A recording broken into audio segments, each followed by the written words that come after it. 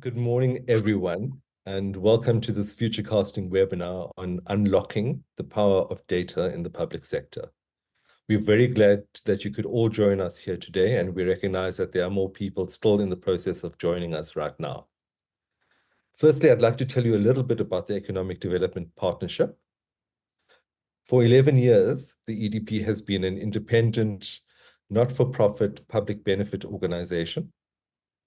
We work and identify as a collaborative intermediary, working with diverse stakeholders to be able to address complex problems, particularly in low trust, low certainty environments.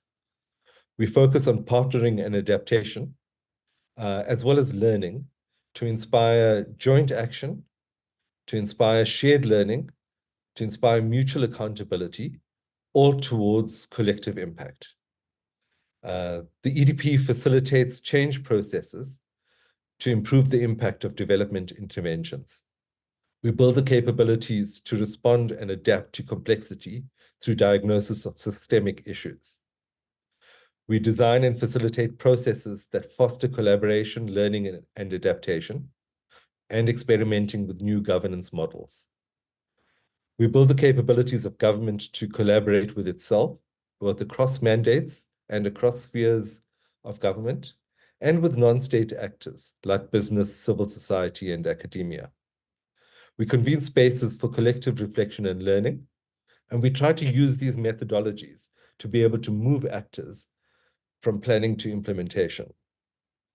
So what are we trying to do here with Futurecasting? We're attempting to cultivate a dynamic platform for futures thinking and strategic dialogue, empowering communities, governments, and businesses to proactively and collaboratively prepare for an ever-evolving future. Recognizing that uncertainty and complexity define our times, this program aims to harness the power of collective reflection to build resilient governments and cities capable of thriving in the face of change. By promoting inclusive dialogue, strategic preparedness, and resilience building, Futurecasting aims to contribute to the creation of resilient governments and cities that can not only adapt to change, but also lead in shaping a better future for all. So why a webinar on unlocking the power of data in the public sector? There are many reasons for this, and I'll just cite two. Firstly, in order to address the immense development challenges in the face of uncertainty and complexity, we need new governance capabilities. In addition to the capabilities of being collaborative, adaptive, and learning-oriented, we need evidence-based governance so that policymaking, planning, implementation, and review of programs is evidence-based and data-led. Secondly, the rapid advances in data and technology, like artificial intelligence, are major disruptors that can have a positive and negative set of effects. We need to ensure resilience in the face of this disruption, where we are able to mitigate the negative effects and harness the positive characteristics for good development outcomes. I hope that you will join us in future Futurecasting webinars planned ahead.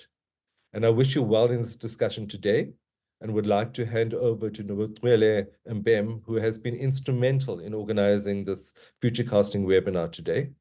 She will introduce the topic and the esteemed panel, to whom we are very grateful for their participation. Thank you. Thank you so much, Nishendra. Yeah, I think I'm quite excited for this, and my job today is going to be to just introduce everyone and then hand over to our facilitator, Prof. Ruttkamp-Bloem, to then facilitate and moderate the entire discussion. So I will just start off by introducing the speakers. I'll start off by introducing the facilitator and then go ahead and introducing the speakers. Our facilitator today is going to be Professor Ruttkamp-Bloem, who is a professor and the head of department of philosophy at the Faculty of Humanities at the University of Pretoria. She is also the coordinator of the Ethics of Artificial Intelligence Research Group at the Center of Artificial Intelligence Research in South Africa, and is also a co-chair of the steering committee for the Southern African Conference for AI research. She also works in her capacity as an AI ethics policy researcher and is a member of the African Union Development Agency with the NEPAD Consultative Roundtable on Ethics in Africa, is also a member of the African Commission Human and People's Rights Committee task team. So her profile is quite long and intense, but she is quite an expert within the field of AI and ethics, and it would be such an honor to have her facilitate and direct the conversation of the table, of the plenary. And then we are also joined by our first speaker, who's going to be Alfred Mmoto, who is the Chief Director from the Department of Communications and Digital Technologies. Unfortunately, we were meant to be joined by the Deputy Minister, Philly, who is unable to join us due to unforeseen circumstances, but we are happy that we are joined by Alfred Mmoto, who is the Chief Director, whose focus area of work is in the ICT policy and transformation space, specifically looking at the terms of BBBEE, and has worked in the ICT policy environment since 2012 and has developed the draft National Data and Cloud Policy for South Africa, which is planned for publication by the end of March 2024. So it would be quite interesting to kind of learn more about what direction National is taking us when it comes to the discussion on data and AI. And followed by that is our second speaker, who is Dr. Sandile Mbatha, who is a newly appointed National Chief Data Officer who is responsible for integrating country-level data and extracting value for strategic decision-making. His work is intended to support planning, implementation, and monitoring of the district development model in South Africa. He previously worked as a senior manager for data, research, and policy advocacy at the eThekwini municipality and led the establishment of eThekwini's award-winning data platform StratHub, which he has now mentioned that it's also known as the city's single source of truth. So it would be interesting to hear a little more around that. And then our third speaker will be Delinio du Toit, who is a data science manager at the City of Cape Town, who is leading a skilled team in the conversion of data sets into valuable operational and strategic assets with a specialized focus on crafting transformative solutions. He optimizes processes and empowers businesses through refined methodologies, extracting invaluable insights, has demonstrated a proven mastery in harmonizing cross-disciplinary operations, ensuring the efficient evolution of the city's services and systems, and is committed to staying at the forefront of technological advances. They consistently applying cutting-edge methodologies to navigate the ever-evolving data landscape, positioning the City of Cape Town as one of the leaders in data-driven innovation and efficiency. And lastly, we are joined by Lois Mbo, who's joining us all the way from Kenya. She is the Chief of Staff and the Director of Wellness at Open Institute Africa, and has 20 years of expertise in organizational development, spanning consulting, private and public sectors. She's a thought leader passionate about people development and people-centric cultures with a proven track record of establishing and leading teams. She has trained over 10,000 participants across Africa and Europe. And beyond her role, Lois is also the founder of Adira and sits on the board of the Institute of Customer Experience in Kenya. As I have read, these are quite influential people in the different spaces that they are occupying, and I am quite excited to hear what it is that they have to share with us. So from here, I am going to hand over to Prof. Ruttkamp-Bloem to take us through the remainder of the program. Thank you. Thank you very much. Thank you for organizing this wonderful event. I can see there's a lot of interest, and we are really in the company of very esteemed experts. I'm really looking forward to this, and I hope that everyone will enjoy it. So we would just want to ask that everybody keep themselves muted And if you have any questions to pose to the speakers after we have had all four of them present to us, then please pose your question in the chat. So we are this is a very important event for reasons to do, obviously, with where we are in terms of the development of AI, but also because of the power for good that engaging with this kind of technology and with big data analytics offer us.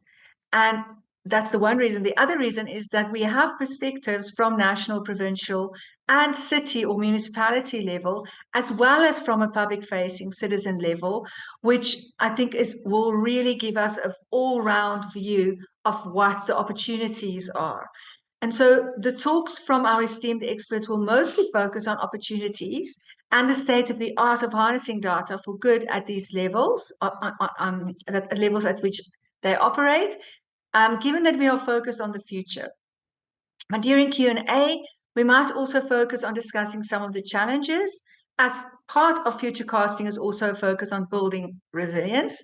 And so we have to maybe consider some social concerns around privacy, robustness, and so on.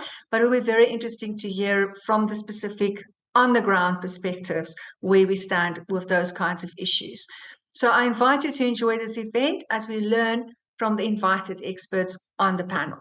And I'm going then to hand over first to Alfred Mmoto from the Department of Communication and Digital Technology. Alfred, over to you. Look, the digital and data-driven environment and economy is becoming a reality in our everyday lives, as witnessed by commercial platforms, social media, online transactions, which means we can do many activities in our lives just online, utilizing digital technologies and data.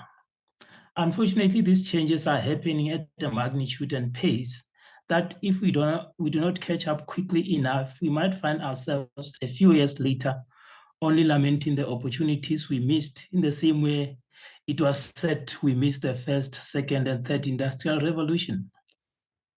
Perhaps the most worrisome part of all this could be that due to disparities in the living standards of South Africans, the digital and data-driven economy might end up entrenching and even widening the gap between the haves and the have-nots if we don't effect serious interventions. This is because access to quality connectivity, smart devices, and digital skills is largely the preserve of the few. We have the resources to be able to acquire those. So the question arises as to what should be the role of government in creating a digitally transformed society and an inclusive data-driven digital economy. We believe that the first and foremost important thing we need to focus on is obviously ensuring available, affordable, quality, reliable, and secure connectivity. You can talk about digital transformation or digital economy, but until you focus on the need for connectivity, then you might as well go back to the drawing board, because the digital economy and digitally transformed society would be limited to a few suburbs and maybe a few townships, but it will not be inclusive. I was impressed when Nishan was talking in his speech. He emphasized collaboration, collaborative, and inclusiveness. And this is what is important to government. We need to ensure total inclusiveness. We need to make sure that every South African is connected. You need to ensure that that connection is quality, is secure, and it is affordable. You need to also understand that South Africans are not at the same level of, obviously, economic wellness. So you need to delineate the availability of connectivity, meaning that you have to start with the indigent and look at what are the specific packages you can design for them. I mean, smaller countries like Madagascar already have free connectivity for the indigent. I think we can do that in South Africa. We just need to look deeply in terms of what is feasible. But another important intervention area we need to look at is, as you have indicated, ensuring access to quality data while observing requirements for personal privacy and data security. This includes creating policies and frameworks necessary to ensure access to government data that can be used for innovation and development of digitally tradable goods and services. How do you make data accessible? As you would know, and if you look historically at government policies, we have been mainly focusing on protecting data, making it as inaccessible as possible, because we had not looked at data as a generator of value for the digital economy. So we're beginning to take a direction that says we need to find mechanisms that would ensure that data is available to all citizens who want to innovate, including SMMEs and startups. Our policy is starting to focus on that. We're talking about open data strategy and plan. On the other hand, we are also talking about data for development frameworks. These are the frameworks we envisage developing in collaboration with the private sector. But we're also saying government itself should start adopting digital technologies like cloud and storing our data in data centers. It is in that way that we can then have quality, accessible, and processed data from which innovation can ensue, whether it is within government itself or from the private sector, SMMEs and startups. So we believe the issue of making data accessible is very critical to the digitally transformed, data-driven digital economy. So from connectivity, then you make data accessible, but those between the two, these are not enough, because sometimes you can make connectivity accessible and data available, but what then? Because you might have a 100% connected populace, but only find that maybe they use their data to watch TikTok every day. So you need to create an environment where people can realize that there is value that can be derived from data, but you also need to have your citizens having that confidence to transact online, to conduct business activities online, besides everything else. You need to enable your citizens to access government services online. How do you do that? Most people, in as much as there are avenues to exploit opportunities that exist online, they still have trust issues. They can't transact online. They can, even if you say you have to apply, you can apply for your ID or arrange for your license online. They still don't trust it. They think some people can steal their data. They still think people can get into their account. So you need to create what you call a digital trust environment that creates confidence to engage in online activities, transactions, and also accessing government services. How do you do that? You need to make sure that the country has got robust data protection and data security policies. And in South Africa, compared to many other countries in Africa, we have significantly made inroads in that. We got our POPIA already, Personal Protection Information Act. We got Cyber Crimes Act. We got Cyber Security Policy Framework. So these by themselves are starting to elevate South Africa as a country where you got a significantly secure digital trust environment. Obviously, we still need to finalize the Cyber Security Act. But with what we already have, at least we create that confidence that not only can encourage citizens to transact online, but also to encourage investment from other countries, because they can trust a data environment. You know, when you have a certain regulatory certainty by its nature, it's important to encourage investment in the economy, whether it is in the digital environment or any other environment. Everybody who wants to invest looks at regulatory certainty, and this is what we are trying to create. Over and above connectivity, making access to data possible, and also creating a digital trust environment, we also believe that for government itself to be able to provide services to citizens, not just providing services, but providing effective and efficient services to citizens. We need to create an environment within government that enables data sharing and interoperability of systems. What do I mean by that?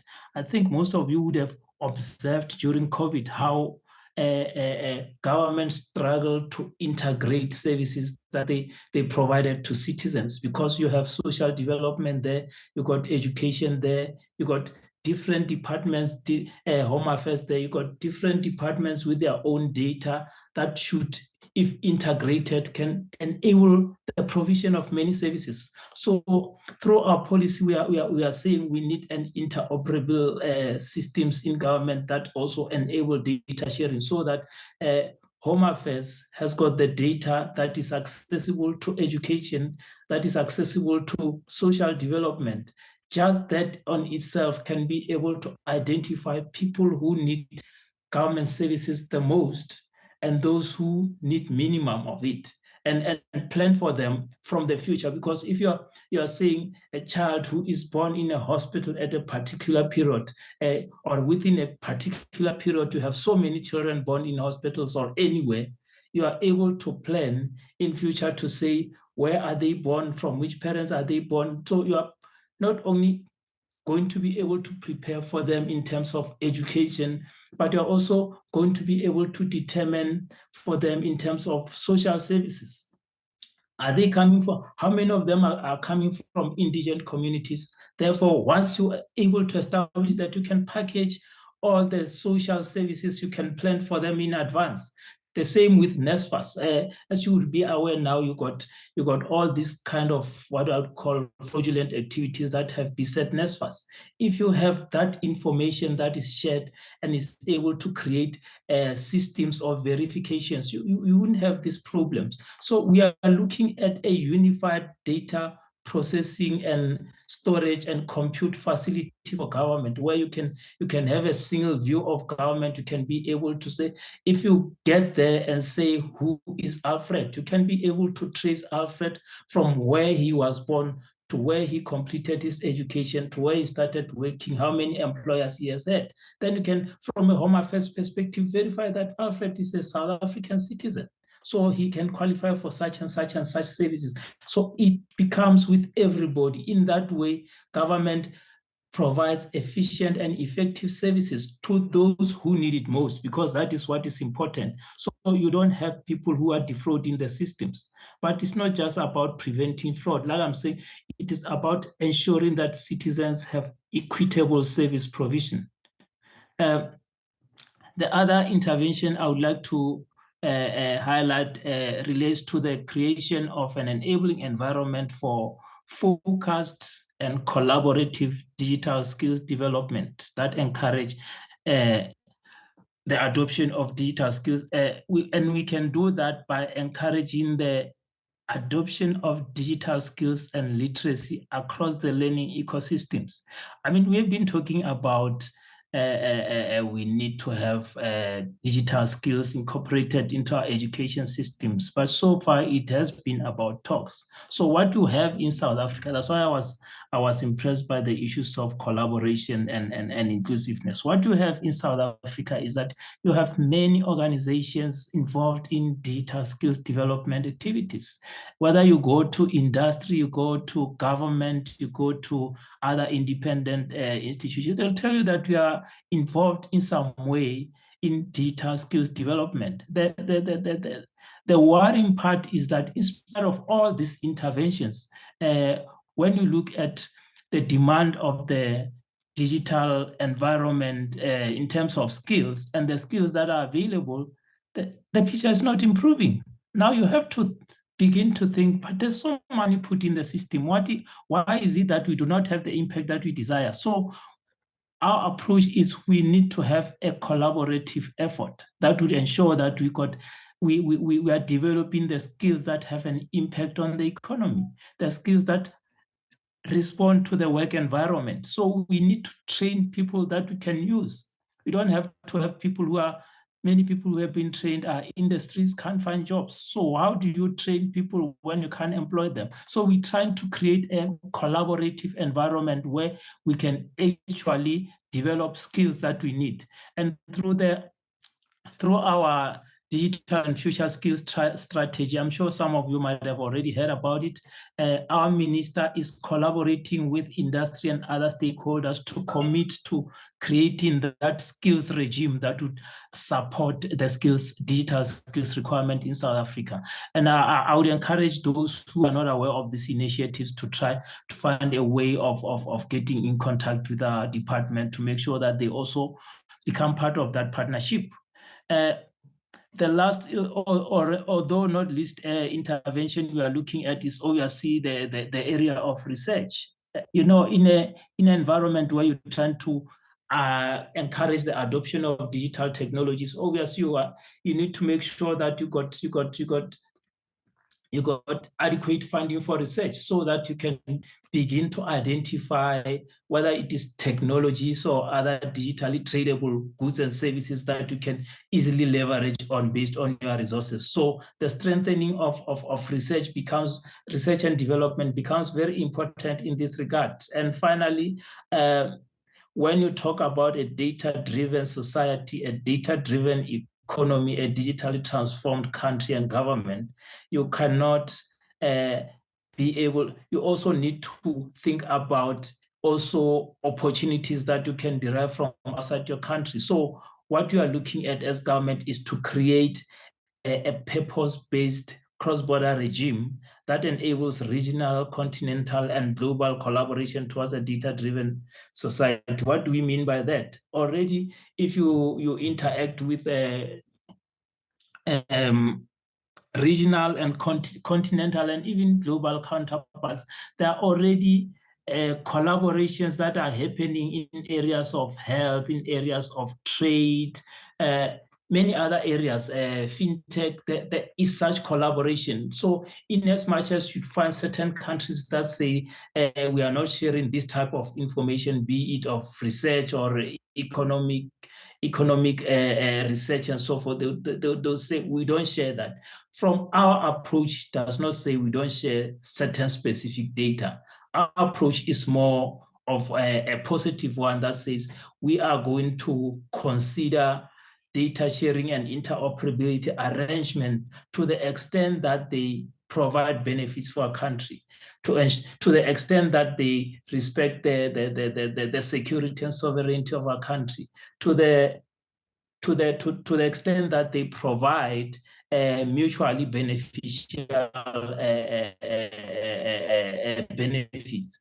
So this is how we approach our cross-border data transfers. So as long as we can engage with a country or a union or an organization that can demonstrate that this relationship can be mutually beneficial, can address the socio-economic developmental imperatives of South Africa, we can consider that relationship.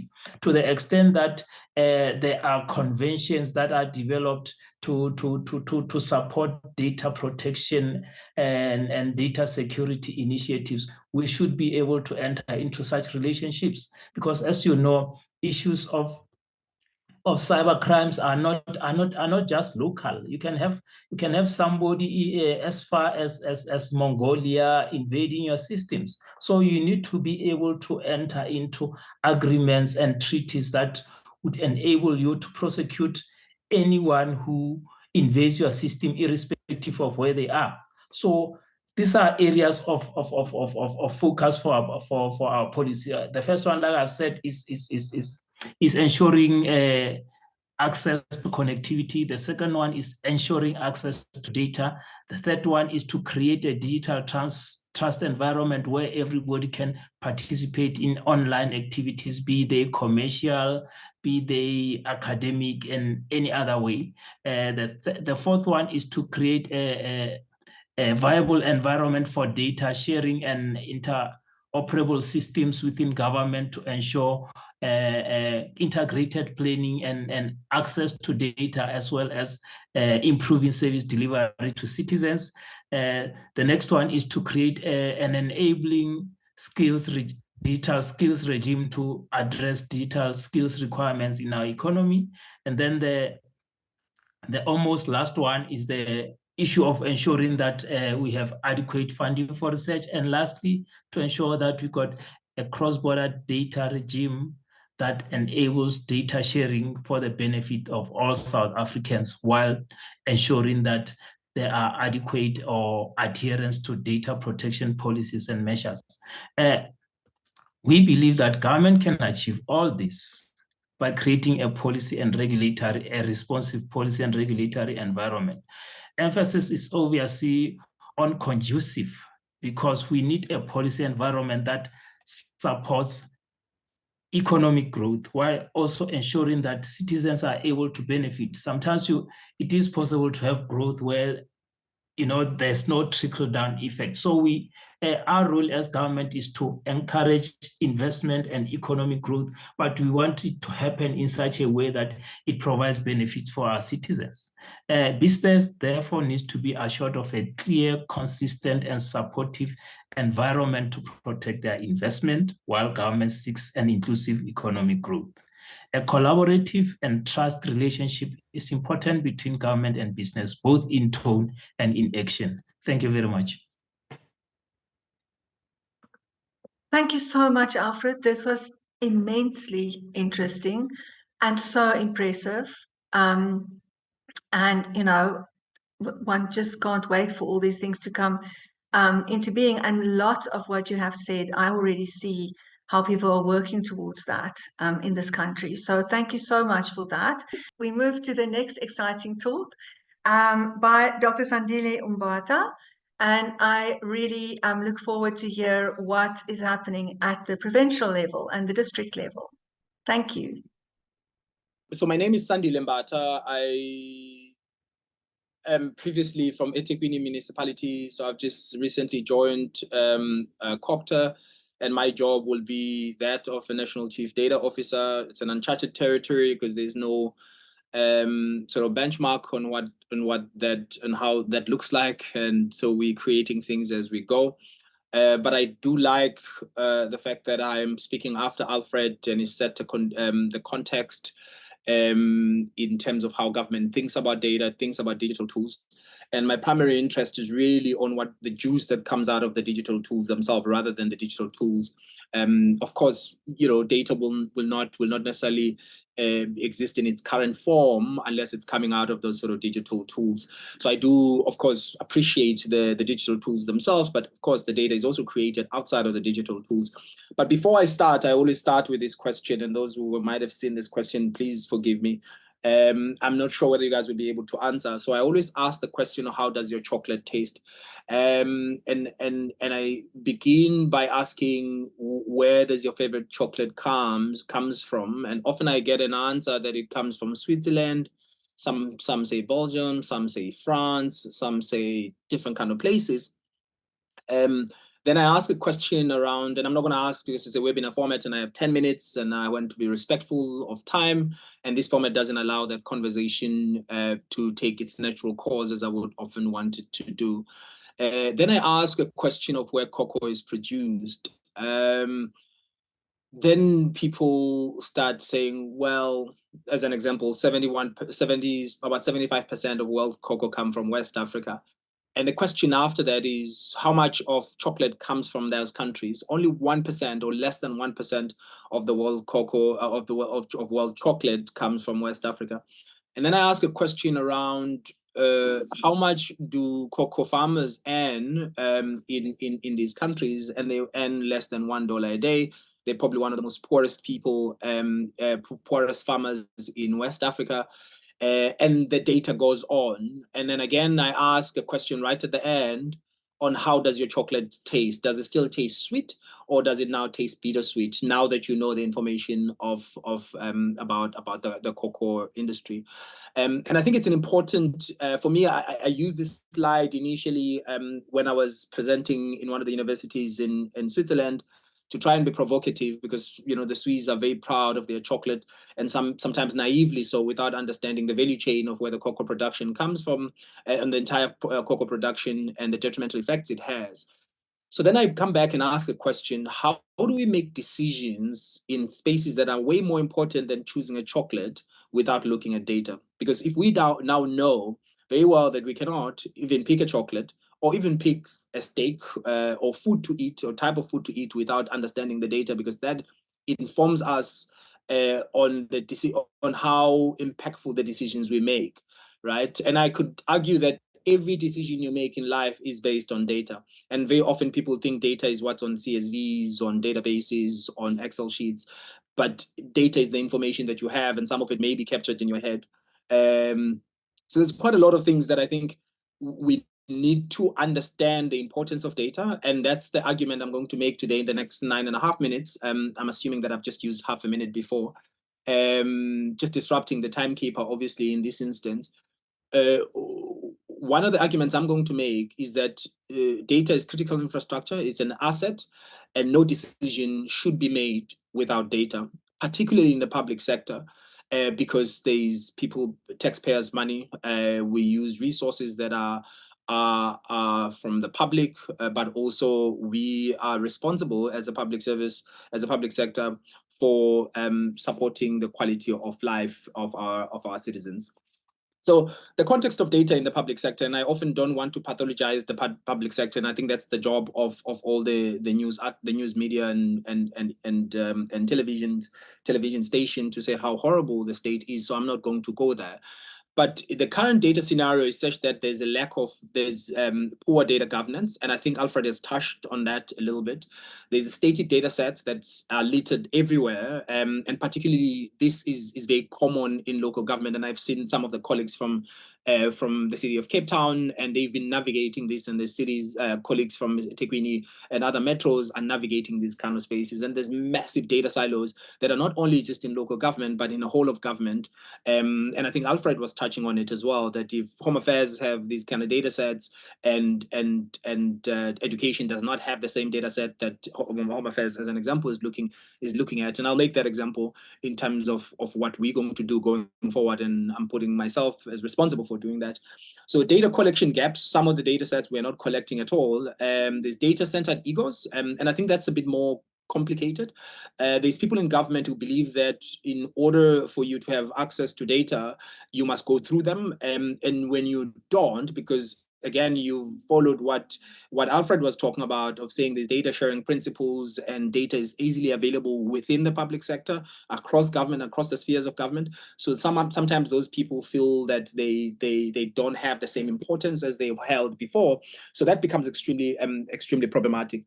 There's a lack of data sharing principles, and we're getting there to try and resolve that. There's disintegrated data storage systems. Not all our data is on cloud. Not all our data is on SQL servers or servers. Some of our data is really floating around on Excel sheets, on CSV. Some even on just hard paper. But what is the impact of that? And I think that's the most important thing. And I didn't want to make the slide move, and so I'm going to confuse you by just blowing this thing all on your slide, because I wanted to move one by one, but we'll let it be at this point.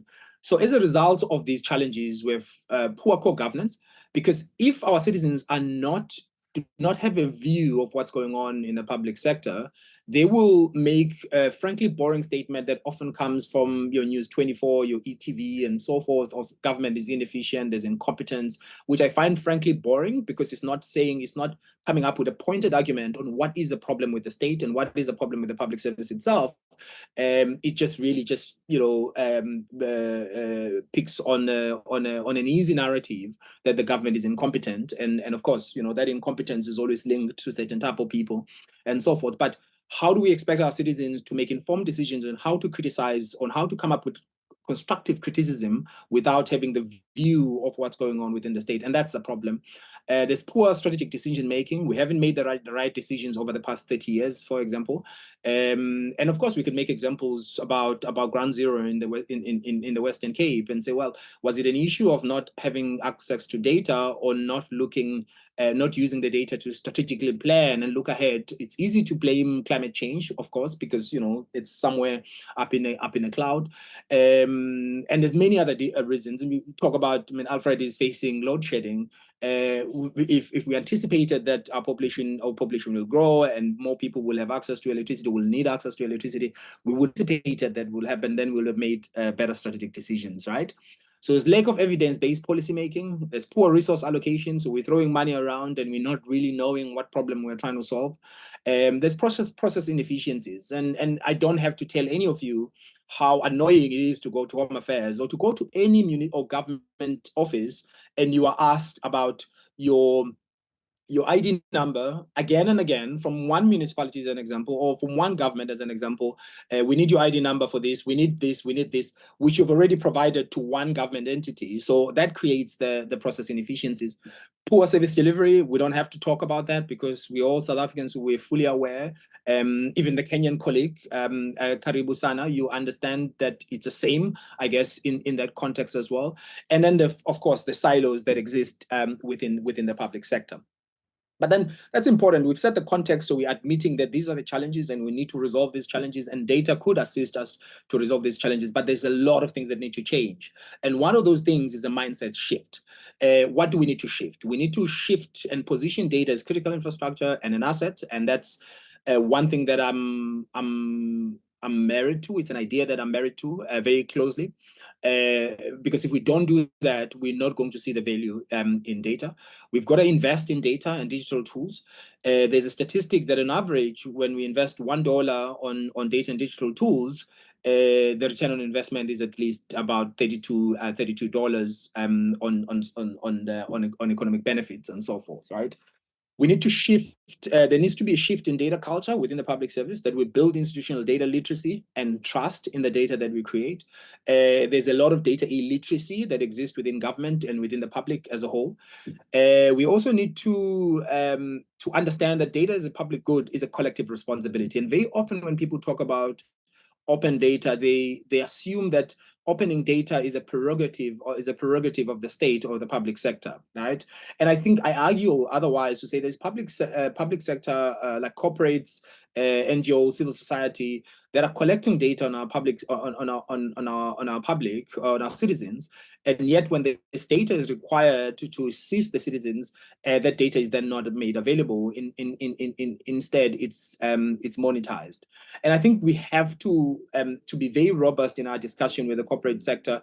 And I know, and I'm not going to mention any of the organizations in this platform that are starting to monetize that data. For instance, the mobility data. And I know that one of the big four telecoms companies, they're going to start monetizing some of the data of your connectivity on your phone to say, well, we can monitor your movement and therefore we can sell this data back to the state. But what other data sets can then be made available for public good? And we need to push for that. That it's not only the prerogative of the state, but it's also a prerogative of everyone who benefits out of citizens having access to data and making better decisions. We need to build a robust data ecosystem where the academia, public sector, civil society organization, the CBOs, the citizens themselves, because there's a lot of citizen science, a lot of citizens data that's collected. How do we build this robust data ecosystem where we're all contributing to quality data for public good? We need to build trust in the data and digital tools, and I think that has been touched on by Alfred, so I'm not going to go back there. What happens if we do this shift, right? I'm not sure how I'm doing for time, but I'm assuming that I'm doing very well for time, but I'm about to wrap up, Chair. What data then enables is life cycle planning. And I think Alfred was touching on that, to say there is no reason in this country that we don't anticipate and we don't know how many kids will be going into first grade or grade R in a particular year, because we have what is called vital registry, the three registries, the birth, marriage and death. We have to be able to anticipate using that data. Again, piggybacking on Alfred's example, without that data being synthesized and value extracted from the data, that data, we're not able to plan, right? Once we've planned and people have gone to school, how do we anticipate what kind of sectors then need to be enhanced and supported in order for the people that are going through an education system then to be absorbed in that sector? In fact, I've jumped I've jumped a sector because I have not even spoken about SASSA grants support. I haven't spoken about the NSFAS and universities and so forth. So we want to be able to support life cycle planning. We want to increase operational efficiencies. We want to ensure that there's efficient resource allocation through data. It will also enable improved decision making, data-driven strategic decision-making, so we can anticipate in the future. But it will also allow the public sector to understand the needs of people that we serve. And because at the moment, we don't really understand, right? And what is their context and what exactly do they need? And there's various examples that I could go into, but in 10 minutes, it's going to be very difficult for me to go to some of these examples. What are the needs of our stakeholders? How do we meet these needs in an innovative and efficient manner? How do we facilitate co-governance? And I've touched on that before. But data will also empower stakeholder citizens to meaningfully participate in governance, in a governance process, because they will understand what's going on in the public sector. It will also foster inclusive and equitable access to public services, as we understand where our services go and where they don't go, where they don't reach, what kind of depth. Because at the moment, for the past 30 years, we've been focusing mostly on width, access to public services instead of depth in terms of quality of those services. And it's a conversation we can have for much longer time. But I want to leave maybe perhaps with a positive contribution of saying there is something that's happening. I think Alfred has spoken from the policy and legislative point of view that there is a lot of things happening. What you are seeing in front of you is what we presented as a POC, a proof of concept, since we started in July 2023. And in November, if I'm not mistaken, October of 2023, we got a cabinet decision to allow us to build the National Strategic Hub. And that's the reason why I've moved to national, to integrate country-level data, extract value from data, in support of the DDM, in support of the implementation of the NDP and various other programs. It's going to be a massive, massive task. But what you are seeing here is just an example of the art of what's possible, of what could happen in the future. And I'm one of those people who want to often put their head on the block, that if things fail, and if this fail, and what I'm promising here fails, it's purely on me. And there's a team that I'm trying to put together, but I'm also understanding and not naive, of course, of the context that I'm going into of national government, that things aren't going to move as fast. There's going to be obstacles because of what I've mentioned earlier in terms of some of the challenges that exist within the public service in terms of data egos, the data silos that exist, and of course the interest that comes from consultants and so forth to want to capture the space. But again, I also want to make this a call to action and collaboration from the big metros to say, come in, let's work together on some of these things. Let's make some of the data available that you guys don't have access to. We'll provide that access. But let's play around with AI, because there's a whole lot of AI tools that exist as well. So one of the issues is not just these dashboards. We'll create something we'll call a GovSearch tool that will allow you to be able to search government data using some of the AI prompts that we'll be able to build without, of course, again, Emma is cringing because she's thinking, oh, you're going to train the bigger model of AI using our government data, because that will be very dangerous, and we're not going to do that. So we're going to do a whole lot of things to make sure that we safeguard the data of the public and extract value from that. Colleagues, I think I've exhausted my time, and also I didn't want to exhaust you as well. So I will stop there and first to thank some of the colleagues that have presented earlier, and also to thank the organizers, the chair, and the people that are on this call. And hopefully we'll find space and opportunity to collaborate going forward to make data, to elevate data as a public infrastructure and an asset, and see how we can extract value from that. Emma, thank you so much. Ngiyabonga. I really think your role as National Chief Data Officer might be uncharted, Sandile, but it is abundantly clear that we are in very capable hands. And the energy that you have, and the same with Alfred, really just makes for excitement. So again, I'm just so grateful to be part of this event, in fact, and want to thank you. Then we move on now to Delano DeToy Are we now in the city of Cape Town? Yes, we are. What is going on in the city of Cape Town? Over to you. I was asked to put a title, so I did go for something. I went for same but different. And the reason I went with that is a lot of the time when we do data work, the final product looks in a way similar to the way it looked when people did it in the traditional way or the old way, without understanding what went in the process in order to get to that point. So, but there is fundamental differences, which I will talk to today. Yeah, so I think the key takeaways for today is just, I mean, ultimately, it is possible to do more with less, invest in people, not technology, work in the open, automate, and provision of programmatic interfaces. So those, I'm gonna say a lot, but I think if those things stick, then I think it would be a positive. Also, just to say, I mean, I've got a data science unit in the city of Cape Town, and when we started a couple of years ago already, we had this great ambitions of doing very advanced analytics, changing the world. But I think we soon realized that without the basics in place, it's not going to be possible. So today I'll share a little bit about that and what needed to be in place, and basically sort of talk about what we've got in place and then what enables us to do our work and build and leverage that work and do advanced analytics. I'm going to use an example. I think something that we're all familiar with is service delivery. So, I mean, you've got a problem with your lights in the street. Maybe there's a pipe that's broken. You don't have water. So then you log a call. So this is trying to illustrate that. But I think if I ask my data engineers, I think they would gnash their teeth in the simplicity of what I'm trying to illustrate here. But I think I'm just trying to get a concept across. So if you look at there, so we're starting here at the staff level. So basically, somebody's been asked to go and investigate and get an understanding or insight about service delivery. There's some leader who wants to know about what's happening on the ground.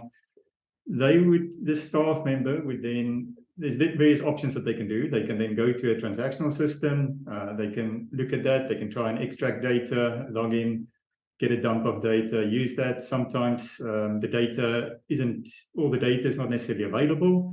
So then they reach out to people. So most of the time, the data custodian, or in most instances, it's IT. They have discussions. Then they either get emailed some sort of static data, or that data gets put somewhere. So they go and fetch that data. And sometimes the data is on somebody's laptop in the organization, a staff member, and they need to email it. So that individual then gets the data. They then go into a tool. Most of the time it's Excel. They do transformations. They delete columns. They delete white spaces, commas, change a string to a number to a string, change the date format. So they do a lot of changes to the data. They transform it. Then they normally store it on their laptop. What they've done, you can call it an analytical data set. Also, there's certain instances where another staff member who's also working on something similar around service delivery would also want that data. So they would ask the data. This individual who transformed it will then email it to them, and basically they will also get it. And then there's an arrow missing there, but ultimately then somebody does analysis, normally again some Excel tool, and then they deploy it and deploy or publish it, meaning somebody needs to write a document, a report, a strategy, a framework, etc. And then hopefully at the end of the day there will be action. It will go into some decision or operational actions that takes place where the data gets used. So that's sort of at a very simplistic level how things happen, or how it happened when we started, and one can probably say to some extent still. But what are the challenges if you follow these processes? So number one, now this thing is over my slides.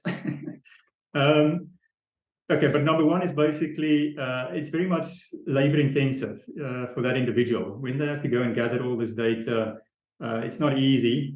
It's not straightforward. That individual also potentially can get sick. They can go on leave. They can resign. So then that sort of falls apart, the process. So then you get a new person in there. There's a learning curve for them. Before they are up to speed, what they need to do.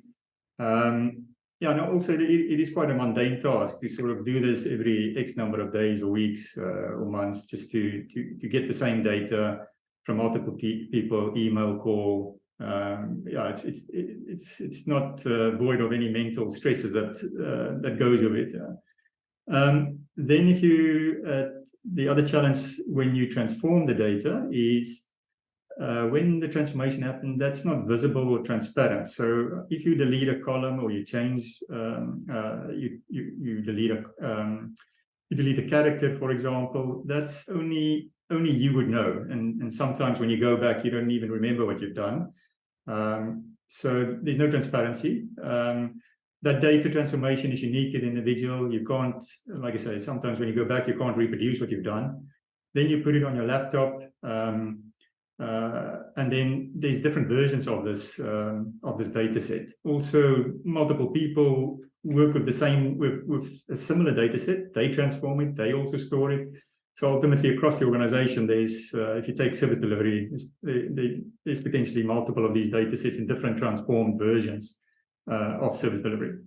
Then, in terms of the analytic challenges, so when you do analysis, it's difficult to reproduce it. So you don't always, if somebody else comes in and look at what you've done, they won't be able to get to the same answer most of the time, because they don't know what data you use, they don't know what transformations you applied, they don't know what calculations you applied. So ultimately, there's no analytical governance around it as well. So you'll produce a result, nobody reviewed it or scrutinized the analytical diligence of the work that was done. Also, you run into size limits sometimes. Maybe the tool you're using can't handle the data. And also, most of the time, these sort of analysis is once-off. You can't reproduce those things. If you go to 5, when you deploy it, so these deployments is normally in a PDF or some sort of a slideshow. So it's ideally what you want is machine readable data. So you want to be able to access that data and use it for other purposes. So putting it into documents that's not machine readable, it's sort of you can't leverage that data. And then obviously you need to repeat this exercise every X number of days or weeks. And then when it comes to the operational side of things, it's not ideally you want to understand and monitor the impact of these analysis that you did, the decisions, the actions, but because the data is not readily available, it's going to be difficult for you to repeat that exercise. So it's very manual, and ultimately, which most organizations work in this way, it's not scalable as well. Then there's more complexity. So it's the same process, all that's added now the individual thinks, okay, I'm not the right person for that work, so let me write a tender. So they write a tender, they get a service provider, or they go via a grant sort of process. They do a grant application, they get some people in, or alternatively, there's academics who wants to get in, who they know, and they get involved in this process as well. Ultimately, it goes through the same thing. They do work, the service provider, the grant funder, etc., academics, they store it they do transformations on their tools, they store it on their laptops, on their servers, and ultimately they build products. Most of the time, when there is a decision-making tool that gets delivered, it's a proprietary tool. So as an example, let's say it's Power BI that the service provider built the tool in. The city doesn't necessarily have a license for Power BI, so now you have to go out and tender again to the open market. You might not get Power BI, you might get ClickView or Tableau or something else. So there's challenges around that. In terms of the service provider, I mean, normally it takes quite a long time to get a service provider on board, 12 to 24 months before they even are appointed. Then they still have to get their heads around what they need to do, understand the data. So there's another few months goes by. The data is not readily available. They had to get their hands on the data. And then in terms of academics, obviously they need to apply for the data. There's approval process that takes time. Again, the data is not readily available on the right format or the granularity that they require. And then again, the transformations happen. It's not transparent. It's done on tools that's not where there's no visibility of what was done. Again, you can't reproduce that analysis. And yeah, there's no data analytics governance. And then when it comes to the publishing, again, it's not machine readable. Again, what I was saying is there's a proprietary software that was used, so the city doesn't necessarily have that. It's difficult to sustain the product. Normally what happens is if we get provided a product by a service provider, not long after that, you need to employ a couple of more people to get this thing sustained in the organization. That comes with cost, learning curve, etc. Those people move on. So ultimately, there is a tendency to throw hands at the problem instead of working smarter. And service providers leave, so that all the knowledge that they've gained through this process goes with them. That's not well documented most of the time now. So yeah, how to address the challenges. So these are sort of traditional ways. You just continue as is. Each business unit just do what they think is best. But ultimately, it's not reproducible, sustainable. There's no data governance. There's no analytical governance. Or sometimes people try and procure their way out of a problem. So at a citywide level, at a department, directorate level, people think if only we can procure a data warehouse or a lake or some sort of business intelligence tool or artificial intelligence, then all our problems will go away. So this comes at great cost. The failure is high. I mean, if you buy these things and you realize actually that's not what we needed, it's too late.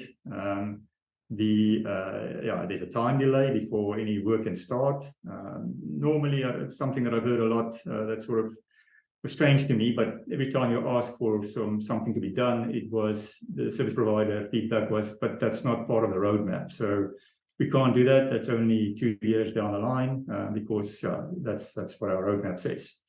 And also, ultimately, a tender will terminate. So after X number of years, that service provider will move on. The software that they applied, there potentially will be a new service provider, a new software, a new way of working. So it's a big disruption and change management that goes with this whole process. And again, the service provider leaves and all that knowledge goes with them.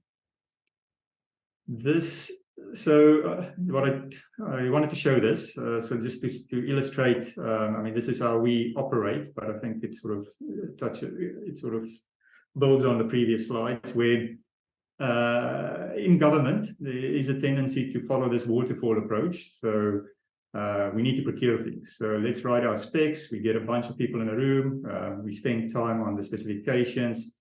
We think we need a car. We've got 3 wheels. At some stage, somebody comes and they build the car. But actually, we needed a roof, or we needed it to be electrical, etc. So there's all these things that you only realize after the fact. And basically, there's a lot that doesn't happen, and then all of a sudden things happen. So that's the risk is high. It's expensive, so failure comes at a great expense. If you follow the agile route and you say, sure enough, you want a vehicle, but let's just give you a bicycle. So go and ride this bicycle, come back after 2 weeks, let me know what you think.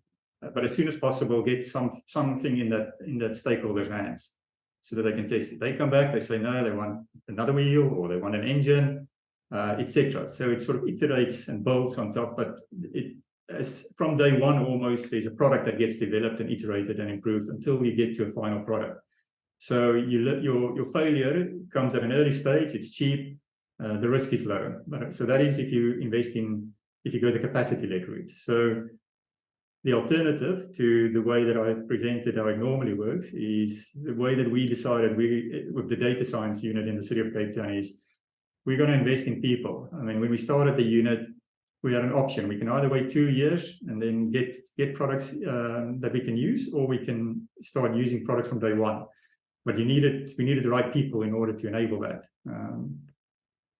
So very simplistically, we then went with this sort of approach where we said all data must be available via some integration, programmatic interface, and API, where even data sets from third parties must be available that way. When you transform, it must be transparent. There must be some collaboration platform that you document this. It must be stored in accessible and transparent storage system, obviously with all the given permissions, access controls, and all those sort of things.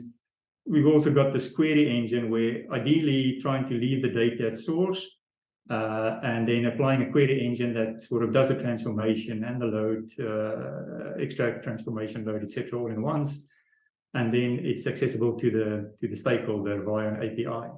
So there's no human involved. It's all automated, and depending on the stakeholder or the persona, they will then they all will get it via an API. They can use it for whichever purpose they need it. But ultimately, when they do analysis, it needs to be, again, in some sort of a version control or collaboration platform where that analytical work is visible, and that needs to be reviewed, and it needs to be rubber stamped and said this is this went through the necessary due diligence, the statistical there was statistical rigor applied here, and the data that was used was correct, etc. And then you build your models and you deploy. So the opportunities here is ideally you leave the data at source, you don't take it out of there and put it in other places. There will be instances where it's required, but that should be the minimum. When your data is in these data stores, so now I'm talking to number 4, it is searchable and accessible. So like I say, given all the permissions, people can then access that data via an API. The same data, in this case now service delivery, so can be used for multiple purposes. So, I mean, when we started, we did a management view, then people said they want an operational view, then people wanted more something unique. But we also could do, and all of this is automated. So provide a social media view. Also, that data is available to third parties. You can do things with HR, etc. So it doesn't take a lot to leverage that data for other purposes. This I just wanted to talk to. So even in the city, getting this integration, being able to do this integration, work with data in the open, that is easily transferable into a national level. So I think challenges that we had during crises and even, I mean, on a daily basis is just getting data to access to programmatic access to data like Home Affairs, SARS, etc. So all the information we need in order to plan better for our citizens and our residents in order to make their lives easier. So yeah, I think that's it. Yeah. Thank you very much. Thank you for giving us an inside view into the mechanics of things. Then we move now towards the public-facing approach and see a little bit about how citizens engage with data. And Louis Mboul, so forgive me, will introduce us to this way of thinking. Louis, over to you. So my name is Lois Mboul. I come from an organization called the Open Institute. We're a civil society organization, and our key mandate is really to collaborate with government, citizens, and other civil society organizations in developing policy and tools that strengthen citizens' voices in governance. It's important for me to start there because a lot of times many people will always be pointing accusing fingers at government, how government has failed. But we have chosen to take a different approach and say, how can we work with government and citizens so that we can make our country better? And I was very excited just listening to the different presenters. So I want to share about the magic of collaboration with citizens and on matters of data governance. And why I want to share this is because as we navigate today's world, data has become the new oil. Data is a new currency. And if governments are not making data-driven decisions, then they are not attending to the needs of their citizens. And they will also continue to have challenges with resource mobilization, but also resource allocation. So when public institutions begin to understand and appreciate the power of collaborating with citizens, a lot of things are able to happen, and I'm just going to walk you through them.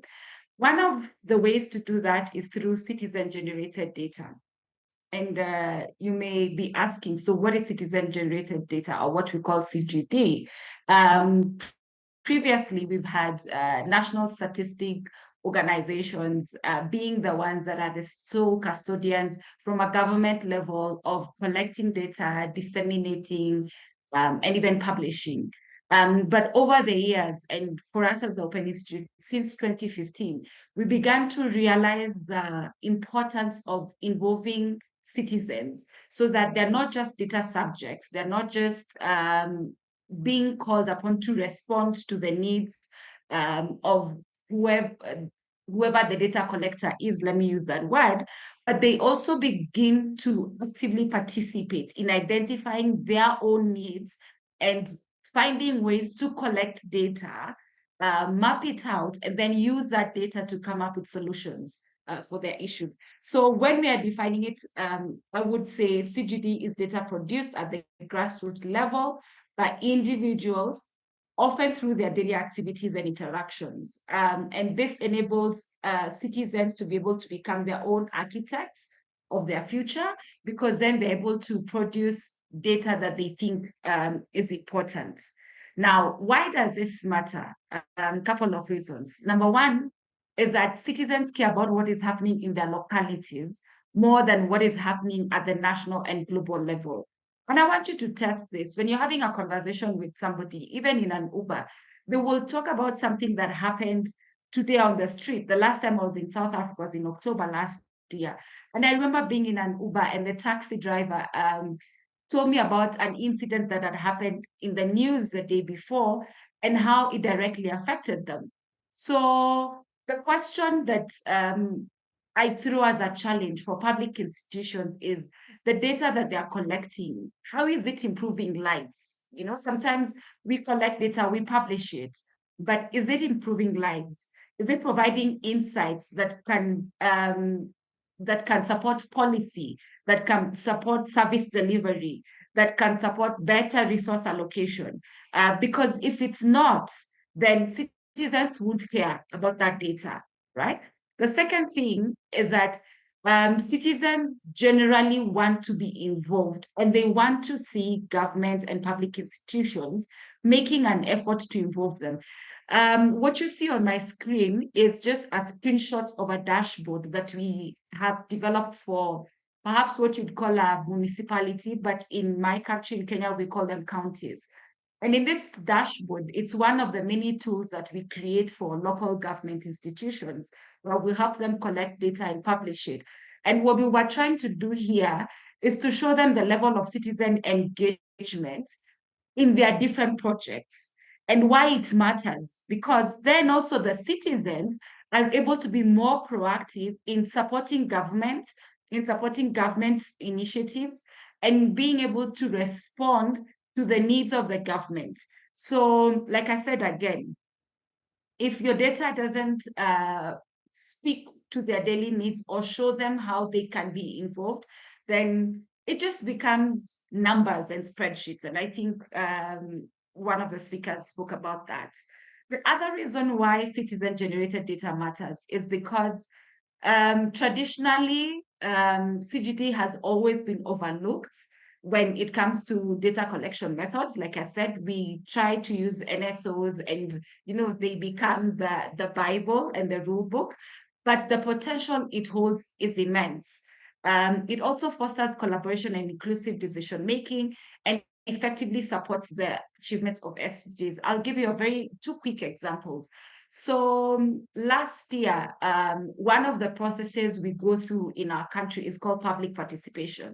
and governments, both at national and sub-national level, are required before they pass a bill or before they create a new policy to get citizens to engage. So there's something we call the annual development plan. And this is like a budget that is created at county level or municipal level.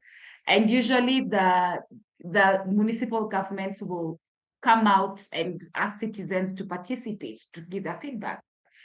But this annual development plan is sometimes an 100-page document printed in English with lots of jargon. So your ordinary citizen is not able to interpret it. So one, they either will not show up for the public participation. Two, they will not give their sentiments, even if they show up, because they didn't have adequate time to interpret this information and present what they feel are their needs at the local level. So one of the work that we do is building capacities for community-based organizations to be able to understand issues of data governance, and then they can cascade this at their local and at their village level. And when we did this last year, we had an interesting session on capacity building. And then out of that, the community-based organizations in one county decided that they were going to go out on their own initiative and start interpreting and cascading the annual development plan to the villagers in a way that they would understand and start collecting feedback in advance before the public participation meeting.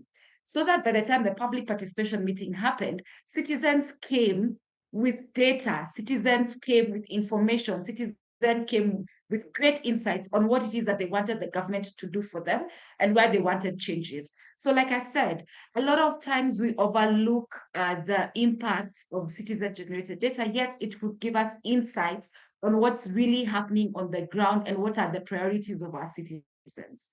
How can we make it work? I'll just give 4 simple ways, and this is based on our lessons that we have learned. Number 1 is public institutions need to be willing to collaborate. And they need to be willing to collaborate with the private sector. They need to be willing to collaborate with CSOs as well, because collaboration will fast track. There's an African saying that says, if you want to go fast, go alone. But if you want to go far, go with others. So if public sector are able to collaborate and open their doors, then different organizations, whether civil society or development, are happy to help them in terms of building dashboards, are happy to help them in terms of capacity building, are happy to help them in terms of collecting data. The other thing now, I'm flipping the coin, is that CSOs, development partners, and private sector must also be willing to engage with government.